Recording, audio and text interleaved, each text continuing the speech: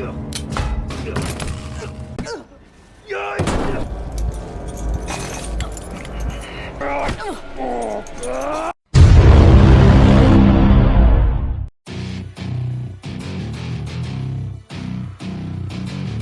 penonton, gimana hari ini? Ngechat panjang cuma dibales stiker?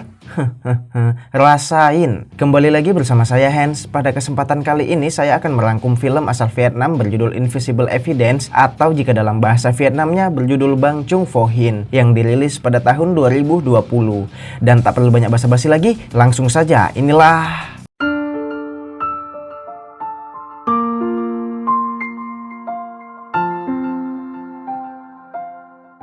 Mấy giờ rồi? Bây giờ là 7. Diawali dengan memperlihatkan seorang gadis buta bernama Tu, biar mudah kita sebut saja sebagai Dewi, dengan anjingnya yang bernama Ben, yang kini mereka hanya hidup berdua. Ben! Ben! Perlu diketahui dahulu Dewi merupakan seorang siswi di Akademi Kepolisian yang memiliki mata normal seperti manusia pada umumnya. Hingga pada suatu malam Dewi menjemput paksa adiknya yang begajulan serta mengikatnya di dalam mobil, sehingga terjadilah keributan yang membuat mereka kecelakaan yang menyebabkan Dewi menjadi buta serta sang adik tewas di sana.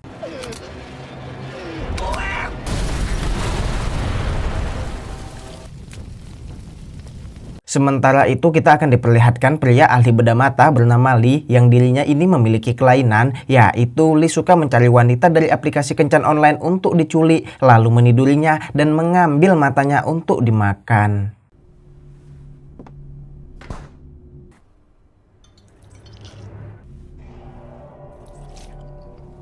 Di suatu hari ketika Dewi sedang berada di rumah almarhum orang tuanya, bibinya Dewi mengatakan bahwa dirinya akan pindah ke luar negeri sehingga sebaiknya rumah ini dijual saja. Tetapi mengingat banyaknya kenangan yang telah dilalui, Dewi pun melarangnya. Chỉ muốn sắp xếp tất cả mọi chuyện ổn thỏa trước khi dì đi thôi. Con không bán đâu gì. Singkat waktu saat Dewi akan pulang ke rumah, dirinya terjebak hujan di sebuah halte yang karena hujan tersebut sangat deras, tidak ada satupun angkutan yang bisa dicegat, serta taksi online yang dipesan pun tidak bisa langsung menjemputnya. Chị ơi, em có thấy bút xe rồi, nhưng mà chờ chị chờ tụi em chút nữa nha. Cảm ơn chị. Setelah lama menunggu, bahkan sampai tinggal dirinya sendiri yang tersisa di halte tersebut, kini muncullah mobil yang dipikir Dewi adalah taksi, tetapi sebenarnya itu adalah Lee yang sedang mencari mangsa. Lên xe đi em ơi.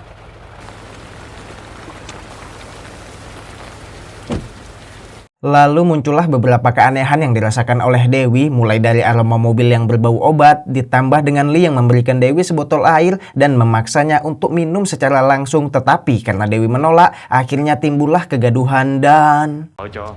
Đưa đây. Để tôi uống từ từ mở. Đưa đây tôi mở cho. Tôi tự làm được, cảm ơn anh. Tôi mở cho. Lee menabrak seorang wanita dan kini memasukkannya ke bagasi. Dewi yang curiga kini keluar untuk memastikan hal itu. Tetapi Lee yang tidak mengaku kini mencampakkan Dewi dan meninggalkannya, yang tanpa Dewi sadar buku catatan miliknya juga tertinggal di dalam mobil itu.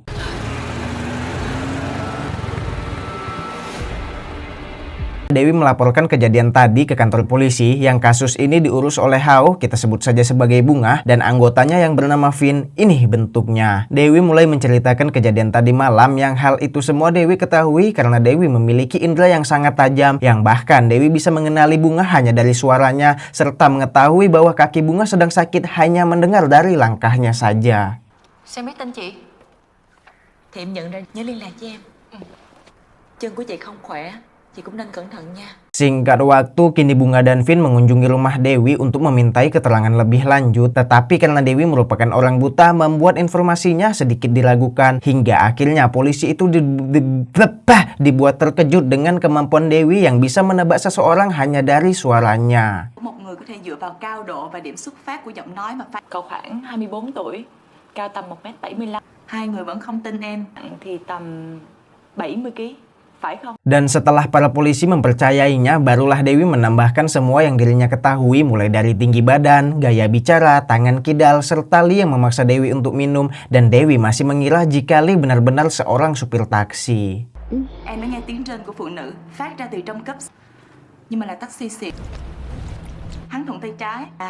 Hắn nói giọng Sài Gòn, pha chút 1m75 đến 1m70. Beralih ke bocah nakal bernama Hai, ini bentuknya. Kita sebut saja sebagai Ujang. Saat ini Ujang sedang terlilit hutang kontrakan dan secara kebetulan terdapat berita tentang hilangnya seorang gadis di mana berita itu mengatakan jika ada orang yang memberi informasi maka orang itu akan diberikan imbalan. Yang secara kebetulan pula Ujang pernah melihat kejahatan Lee sehingga Ujang berharap mendapatkan imbalan ini. Giờ làm sao để biết tung tích nó, tốn nhiều gia đình tôi. Kini Ujang dan Dewi sebagai saksi disatukan, tetapi entah mengapa kesaksian mereka berdua ini berbeda. Yang kemungkinan mungkin Ujang melihat aksi Lee di hari yang lain alias bukan di saat Dewi terlibat, sehingga hal ini menjadi perdebatan. Hắn ta còn xin lỗi vì hắn ta đến trễ mà. Chắc chắn đó là một chiếc xe Audi quý 7. Tài xế đem người bị đụng để ở ghế sau hay là ghế trước? Ghế sau. Sai. Tài xế đem người bị đụng bỏ vào trong. Karena merasa tidak dipercaya, kini Ujang akan pergi meninggalkan kantor polisi yang tanpa dirinya sadar ternyata Lee telah mengintainya. Yang hal ini memperkuat bahwa Lee juga menyadari jika Ujang pernah melihat aksinya. Kini Bunga dan Vin mulai mewawancarai para supir taksi dan merekam percakapan itu agar nanti Dewi bisa mendengarnya untuk mencari sang penculik. Tak hanya sampai di situ, kini Bunga juga merencanakan untuk mencari semua pemilik mobil Audi seperti informasi dari Ujang. Nhớ là lúc nào cũng phải có phương án dự phòng. Sementara itu, kini Dewi ditelepon oleh Lee menggunakan HP milik korban terbarunya, di mana Lee mendapatkan nomor Dewi dari buku catatan yang waktu itu tertinggal, tetapi entah apa maksud tujuan Lee, karena dirinya hanya menelpon Dewi tanpa mengatakan apa-apa. Alo, xin lỗi, ai vậy? Keesokan malamnya Dewi bertemu dengan Bunga untuk mendengarkan semua wawancara yang telah dikumpulkan, tetapi karena Lee bukanlah supir taksi, sehingga usaha mereka saat ini tetaplah sia-sia. Hết luôn rồi đó hả chị? Di sisi lain, Ujang yang sedang bermain skate kini menyadari bahwa Lee membuntutinya dan sudah berada di sana. Dengan bersikap seolah tenang, kini Ujang bermain seperti biasa, lalu berusaha melarikan diri.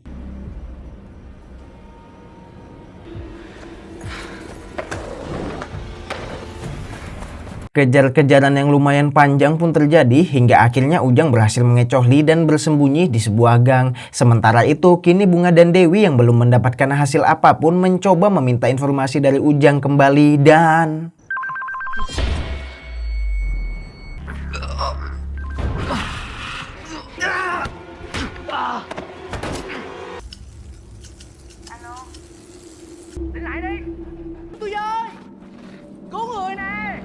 Akibat kejadian barusan, kini Ujang terpaksa dirawat di rumah sakit ditemani oleh Bunga dan Dewi. Yang di sini Dewi mulai menyadari bahwa ada aroma yang sama dengan mobil milik Lee malam itu, sehingga kini mereka sedikit mendapatkan petunjuk lagi. Chính là thuốc mê.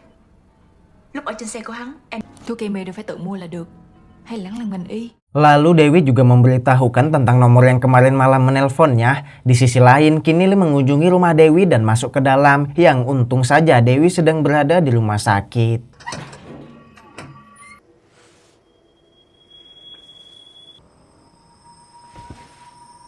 Di pagi hari Ujang terus menyalahkan Dewi karena jika saja tadi malam Dewi tidak menelpon, pasti Ujang tidak akan ketahuan. Akibat hal itu Dewi merasa tidak berguna dan memutuskan untuk berhenti menjadi saksi. Yang di saat bersamaan tiba-tiba Bunga mendapatkan kabar dari Vin bahwa nomor yang sempat menelpon Dewi adalah milik salah satu korban penculikan.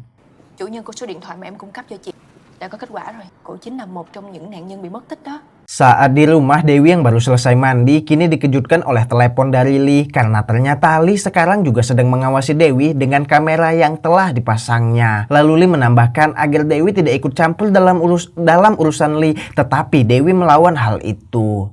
Nếu em tiếp tục nhúng mũi vào chuyện người khác. Hối tha nhau. Chạy đường trời cũng không thoát. Dewi yang khawatir kini segera menuju ke rumah sakit. Yang saat dirinya tiba, ternyata Ujang akan pergi karena merasa telah sembuh. Lalu Dewi menjelaskan bahwa Lee mengincar mereka berdua, jadi sebaiknya Ujang di rumah sakit saja. Yang biaya rumah sakit tersebut Dewi rela membayarnya. Tetapi Ujang tidak mau sedikit pun mendengarkannya dan malah mengabaikan serta meninggalkan Dewi begitu saja. Anjing nggak tahu diuntung. Bởi vậy, em mà đi ra ngoài bây giờ là gặp nguy hiểm. Chị để em yên đi, được chưa? Hải! Karena sudah pasrah, kini Dewi memutuskan untuk kembali pulang yang tanpa dirinya sadar Lee diam-diam membuntutinya. Ujang yang melihat hal itu kini berusaha mengejar tetapi semua sudah terlambat.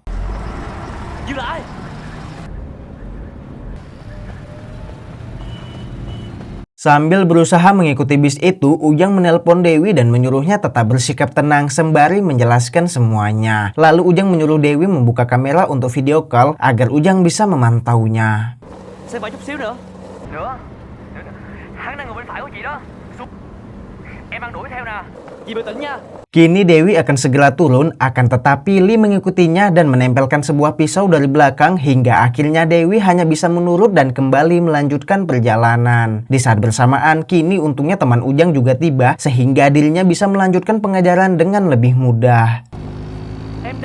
Tibalah di satu halte, kini Lee dan Dewi turun yang di sini Dewi mampu memberikan perlawanan dengan menyemprot mata Lee mungkin dengan parfum beralkohol sehingga dirinya bisa melarikan diri.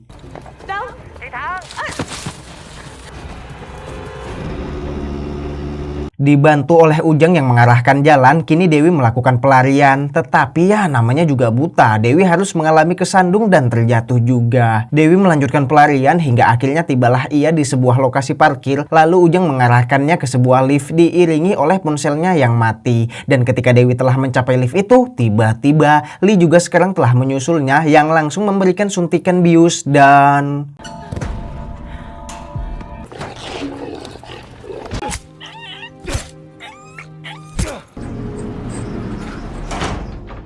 Kini Dewi ditemukan oleh orang lain dan singkat cerita dirinya pun telah berada di rumah sakit. Saat Dewi tersadar, Dewi menceritakan semuanya mulai dari rumah yang dibobol dan Dewi langsung sedih sejadi-jadinya saat mengetahui bahwa Ben telah mati. Chị, Ben của em đâu?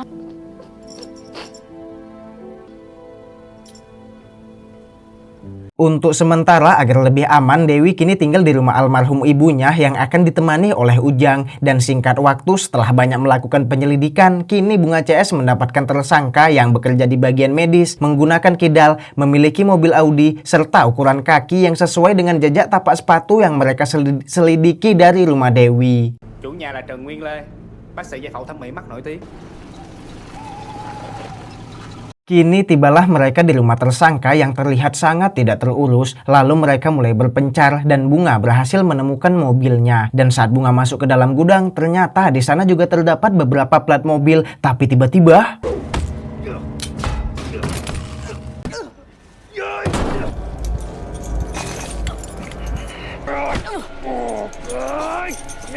Sementara itu Ujang yang berada di dalam rumah kini menemukan beberapa korban penculikan yang telah dibius oleh Lee sehingga dirinya langsung menelpon ambulan serta teman-teman polisinya. Kembali ke Bunga yang sekarang tak berdaya dan diakhiri dengan Lee yang menusuk Bunga dengan pisau bedahnya. Saat polisi dan ambulan tiba, ternyata Lee telah pergi dari sana. Vin yang bingung kini mencari Bunga yang akhirnya Vin mengetahui bahwa sekarang Bunga telah sekarat kehabisan darah.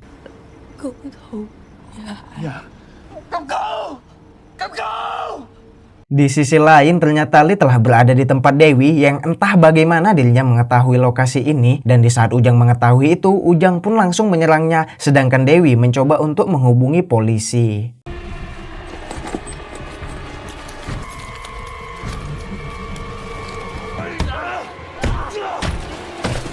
Tetapi Dewi tidak berhasil mendapat ponselnya sehingga kini dirinya hanya bisa memadamkan arus listrik menggunakan kabel yang dengan sengaja dikorsletkan di dalam air. Dan di saat Lee mencarinya, ternyata Dewi telah sempat turun menggunakan kain.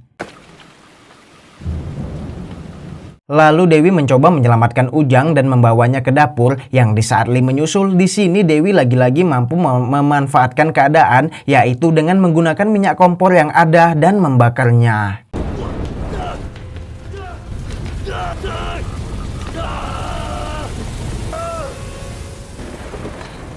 Tetapi karena hujan, Lee mampu memadamkan api itu dengan mudah dan kini dirinya kembali menyerang Dewi dengan sedikit perlawanan. Tapi ya ujungnya Dewi ya tetap kalah. Yang tiba-tiba Ujang memberi kejutan dan...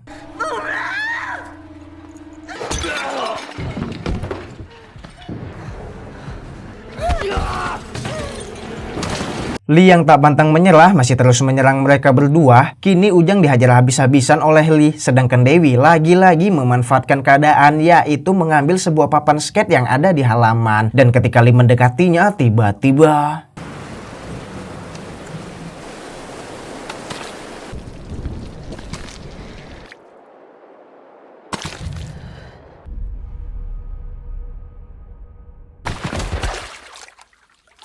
akhirnya Dewi dan Ujang memenangkan pertempuran dan kini film pun telah berakhir. Tamat!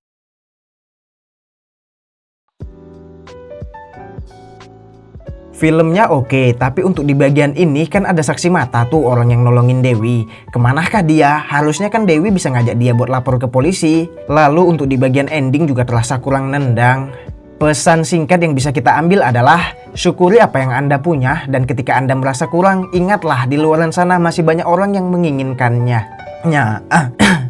Saya Hans pamit undur diri, bye.